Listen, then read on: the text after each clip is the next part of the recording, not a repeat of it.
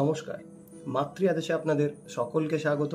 আজকের ভিডিও বাঙালিরা যে শক্তির উপাসনা করে তা কতটা বিজ্ঞানসম্মত তাই নিয়ে আজকের এই ভিডিও।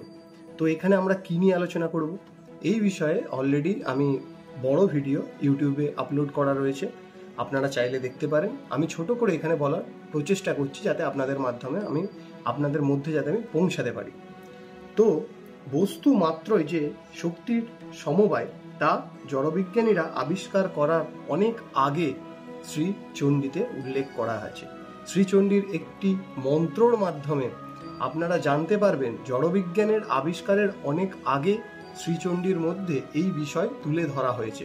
চলুন তাহলে সে বিষয়টি দেখে নেওয়া যাক। তো চলুন শুরু করা যাক।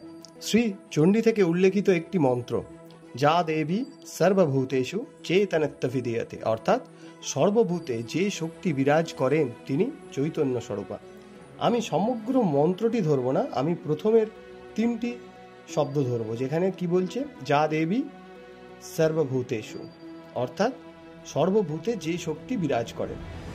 পাশ্চাত্য জড়বিজ্ঞানীরা প্রথমে মানতেই চাননি যে সর্বভূতে অর্থাৎ সকল বস্তুর মধ্যে শক্তির বিরাজমান আছে বা শক্তি বিরাজ করে, তা কিন্তু কোনো বিজ্ঞানী মানতে চাননি। কিন্তু পরবর্তী ক্ষেত্রে 1800 খ্রিস্টাব্দে যখন প্রথম অ্যাটম আবিষ্কার হয়, তখন তেনারা বুঝতে পারেন যে পারমাণবিক আবিষ্কারের ফলে একটি সূক্ষ্মাতি সূক্ষ্ম পরমাণুর মধ্যে যে প্রচণ্ড শক্তির খেলা প্রত্যক্ষ করা যায়, তাতে বস্তু সম্বন্ধে বিজ্ঞানীদের ধারণার একটা আমূল পরিবর্তন ঘটে।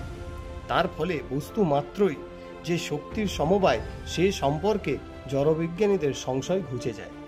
অর্থাৎ জড়বিজ্ঞান আবিষ্কার করলো 1800 খ্রিস্টাব্দে, বিজ্ঞান আবিষ্কার করলো 1800 খ্রিস্টাব্দে, তারপরে তো আরও পরে 1897 ইলেকট্রন আবিষ্কার হয়েছে।